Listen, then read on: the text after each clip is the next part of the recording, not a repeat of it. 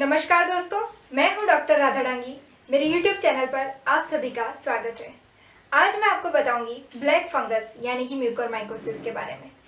Black fungus क्या होती है, ब्लैक फंगस को ब्लैक फंगस क्यों कहा जाता है, ब्लैक फंगस के लक्षण क्या होते हैं, उसकी ट्रीटमेंट क्या होती है और उसको प्रिवेंट कैसे करें, यानी कि उसको वो ना हो, उससे बचे कैसे।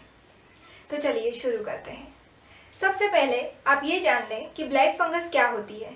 तो जैसे बैक्टीरिया होता है, वायरस होता है, ऐसे ही फंगस होती है।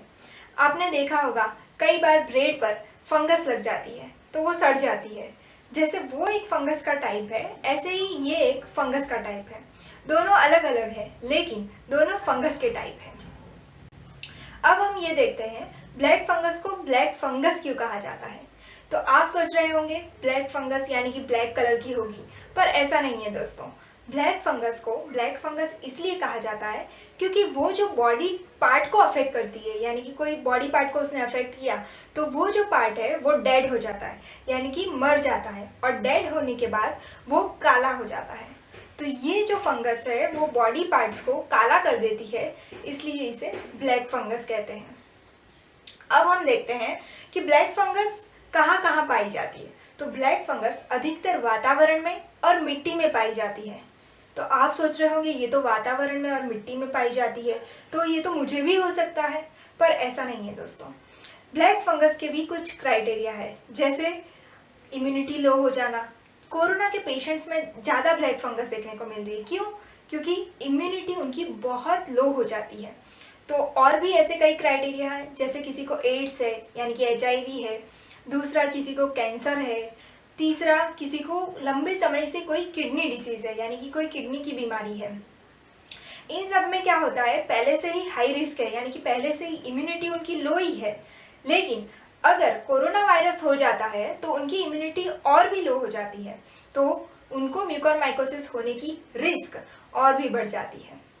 लेकिन 90% डायबिटिक जो लोग हैं उनमें म्यूकोरमाइकोसिस ज़्यादा देखा गया है। ऐसा क्यों है? तो डायबिटीज़ जो जिनको है उनकी इम्यूनिटी तो पहले से ही लो होती है। अगर उनको कोरोना हो जाता है तो कोरोना की ट्रीटमेंट में क्या होता है, स्टीरॉयड यूज़ करते हैं, और जो स्टीरॉयड्स है उनकी वजह से हमारे बॉडी में ब्लड शुगर लेवल बढ़ जाता है, और वो जो बढ़ा हुआ ब्लड शुगर लेवल जो फंगस है उसको वातावरण देता है ग्रो करने के लिए, तो फंगस उसमें जल्दी ग्रो होती है। इसलिए डायबिटीज़ वालों को म्यूकोरमाइकोसिस ज़्यादा देखने को मिल रहा है। नेक्स्ट देखें तो कई लोग स्टीरॉयड का मिस यूज़ कर रहे हैं, यानी कई लोग स्टीरॉयड खुद से ले रहे हैं, डॉक्टर की सलाह नहीं ले रहे हैं, तो उनको भी म्यूकोरमाइकोसिस देखने को मिल रहा है। अब हम देखते हैं दोस्तों इसके लक्षण क्या है। लक्षण जानने से पहले दोस्तों आप ये जान लें कि म्यूकोरमाइकोसिस का मॉर्टेलिटी रेट 50% है, यानी कि अगर 100 लोगों को हुआ है तो उसमें से 50 लोगों को ही बचाया जा सकता है। आइए जानते हैं इनके लक्षणों के बारे में। तो इसके लक्षणों में आधा सर दर्द होना, आधे फेस में दर्द होना, आधे फेस में नमनेस लगना, यानी कि कुछ टच किया है तो हमें फील नहीं होगा, फिर दांत का लूज हो जाना, उसके बाद हमें नाक में स्टफी फील होता है, नाक में से ब्लड बहता है, या फिर नाक में ब्राउन कलर के क्रस्ट जमा हो जाते हैं।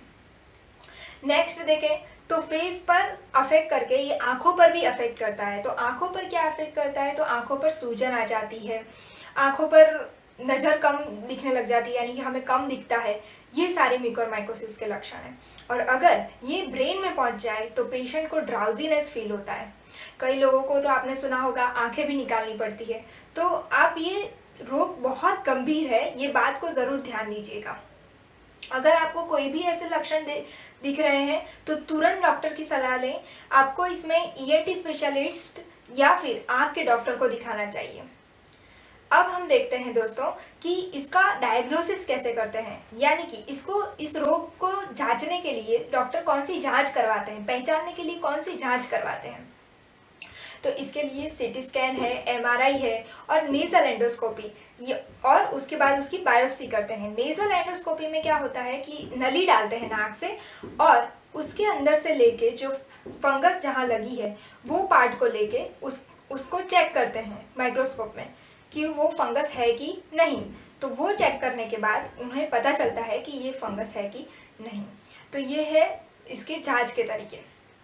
उसके बाद हम देखें दोस्तों, तो इसके ट्रीटमेंट के लिए आप डॉक्टर्स क्या करते हैं, तो इसके ट्रीटमेंट के लिए doctor anti fungal medicine use करते हैं।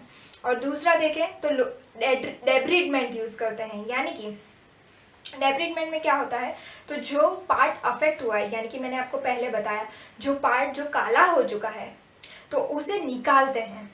आपने कई बार सुना होगा कि लोगों की आंखें निकालते हैं, इस तरह से जो पार्ट अफेक्ट हो चुका है उसे निकालते हैं, तो ही वो शरीर में दूसरे पार्ट्स में नहीं फैलेगा। तो ये उसका ट्रीटमेंट है दोस्तों। अब आगे देखें तो इसका प्रिवेंशन कैसे करें, यानी कि ये हमें न हो उसके लिए हमें क्या करना चाहिए। दोस्तों ये बहुत ही गंभीर रोग है, इसलिए इसके प्रिवेंशन पर बहुत ध्यान दें आप।